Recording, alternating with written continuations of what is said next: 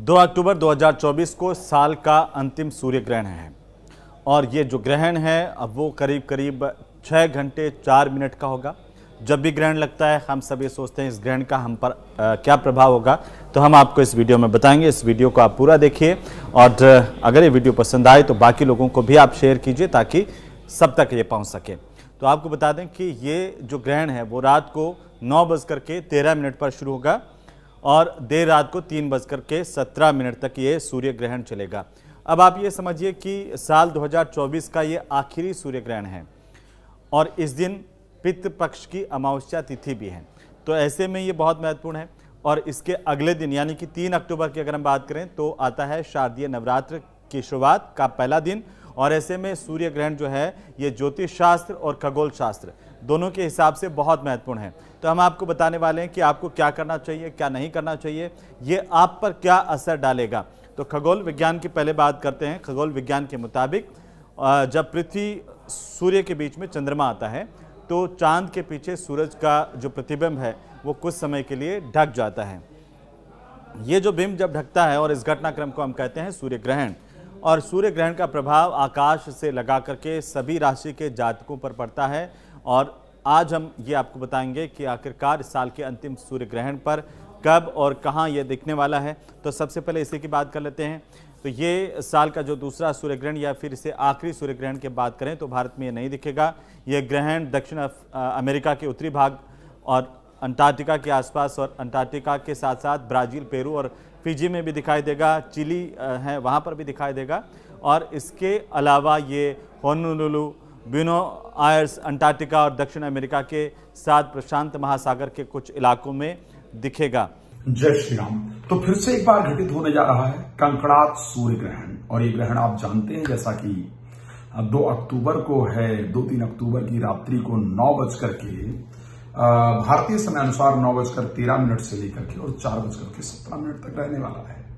ये ग्रहण कन्या राशि के अंतर्गत घटित होने जा रहा है। और ज्योतिष शास्त्र में एक बात बड़ा स्पष्ट कहा गया है कि कन्या राशि में जो ग्रहण घटित होता है उसका एक बहुत खास प्रभाव सभी के ऊपर पड़ता है। खास करके कौन सी राशियां रहेंगी जिसके लिए ग्रहण लाभप्रद रहेगा और कौन सी राशियां रहेंगी जिसके लिए ग्रहण नुकसानदायक होगा। तो एक बात ध्यान रखिए, कन्या राशि में घटित होने जा रहा है। मेष से छठे भाव में होने के कारण मेष के लिए यह ग्रहण स्वास्थ्य इत्यादि को लेकर के प्रॉब्लम देगा। वृष के लिए ग्रहण संतान को लेकर के कष्टप्रद होगा। मिथुन के लिए ग्रहण प्रॉपर्टी विवाद इत्यादि को उत्पन्न करने वाला होगा। कर्क को लेकर के ये ग्रहण लाभप्रद रहेगा। सिंह को लेकर के धन हानि रहेगी। कन्या को लेकर के स्वास्थ्य में प्रॉब्लम का योग रहेगा। तुला को लेकर के व्यय अत्यधिक होगा, तुला राशि के लिए खर्चा ज्यादा होगा। वृश्चिक राशि के लिए धन लाभ होगा। मकर राशि के धनु राशि के लिए नौकरी में लाभ होगा। मकर राशि के लिए स्वास्थ्य खराब होगा। कुंभ राशि के लिए यात्राएं होंगी और मीन राशि के लिए आर्थिक लाभ होगा। तो ये तो प्रत्येक राशियों के लिए रहेगा, लेकिन ध्यान रखिएगा ये ग्रहण सर्वपितृ अमावस्या पर घटित होने जा रहा है। अब क्या ऐसे कंडीशन के अंतर्गत पितृ तर्पण, पितृदान इत्यादि करना चाहिए, पितृ विसर्जन इत्यादि करना चाहिए या नहीं करना चाहिए? तो एक बात ध्यान रखिएगा, ये ग्रहण स्पेशली अमेरिका के अंतर्गत घटित होने जा रहा है। प्रशांत महासागर, अटलांटिक महासागर, न्यूजीलैंड, फिजी इत्यादि में, अर्जेंटीना, ब्राजील, मैक्सिको, न्यूजीलैंड, यहां पर यह ग्रहण घटित होने जा रहा है। अगर यहां आप रहते हैं तो आपको सारे नियमों का पालन करना होगा। इस ग्रहण से 12 घंटे पहले सूर्य ग्रहण है, सूतक इत्यादि लग जाता है, उसका ध्यान रखना होगा। लेकिन यदि आप भारत के अंदर रहते हैं तो भारत में इस ग्रहण का कोई इंपैक्ट नहीं है। सो आपको अपनी नॉर्मल जो रूटीन है उसको फॉलो करने की आवश्यकता है, परेशान होने की आवश्यकता नहीं है। आप नॉर्मल रूटीन के साथ अपना कार्य, पितृ तर्पण इत्यादि प्रॉपर तरीके से कर सकते हैं। बट खास बात ध्यान रखिएगा, आने वाले समय में विश्व के अंदर एक अजीब उथल पुथल देखने को मिलेगी। बिकॉज 2 ग्रहण विद इन 15 डेज अगर घटित हुए हैं तो इस प्रकार की परिस्थितियां होंगी। तो भारत में बिल्कुल निश्चिंत रहिए, भारत में ग्रहण का कोई इंपैक्ट नहीं है। जो विदेश में रह रहे हैं उनको जरूर ध्यान रखने की आवश्यकता है। जो भारत में प्रेग्नेंट वुमेन्स हैं, प्रेग्नेंट जो महिलाएं हैं, उनको भी किसी प्रकार की कोई परहेज की आवश्यकता नहीं है। तो सूर्य ग्रहण 2024 के सूतक काल को लेकर के भी कुछ लोग जानना चाह रहे होंगे। तो ये इस साल का अंतिम सूर्य ग्रहण, जैसे कि हमने आपको बताया कि भारत में ये नहीं दिखेगा, इसलिए भारत में इसका कोई सूतक काल नहीं है।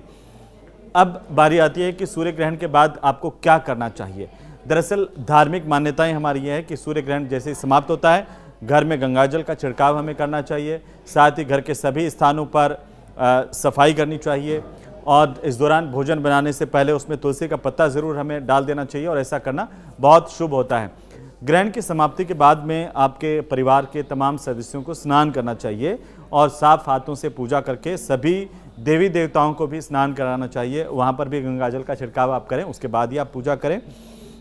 अब सबसे बड़ा सवाल यह है कि आपकी राशि पर या आप पर इसका असर क्या पड़ेगा।